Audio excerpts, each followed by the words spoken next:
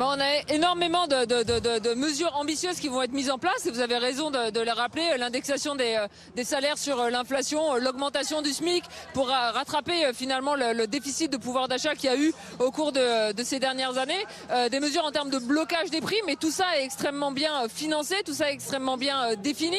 Il y a des mesures qui sont ambitieuses en termes de redistribution et de justice sociale. Par exemple, la réintroduction d'un impôt sur la fortune, d'un véritable impôt sur la fortune ambitieux, la taxation des super profits de la part des entreprises, un certain nombre de mesures aussi en termes de justice sociale et de taxation progressive du capital, puisque Emmanuel Macron avait mis fin à la taxation progressive du capital avec l'introduction de la flat tax. Il y a des mesures de protectionnisme social, fiscal et environnemental.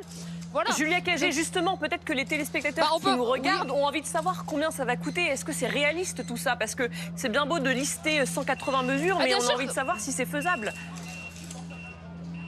Mais bien sûr que c'est faisable. Vous savez, il y a énormément d'économistes, dont un certain nombre étaient là ce soir à Montreuil, qui soutiennent ce programme. Vous avez Esther Duflo, qui est prix Nobel d'économie, qui soutient ce programme. Vous avez Michael Zemmour, qui est spécialiste des retraites. On l'a vu pendant la réforme des retraites, qui défend ce programme. Vous avez Thomas Piketty, qui est spécialiste de la fiscalité, qui défend ce programme. Vous avez Gabriel Zucman, qui est professeur à Berkeley. C'est-à-dire les économistes en France défendent ce programme, l'ont chiffré. Que ceux qui sont là soutiennent ce programme économique, c'est assez logique et assez naturel. Mais il y a aussi de nombreux économistes qui disent qu'avec le programme du nouveau Front populaire, la France va dans le mur parce que les dépenses sont beaucoup plus importantes que les recettes. Non. En face de chacune des dépenses, on a mis une recette.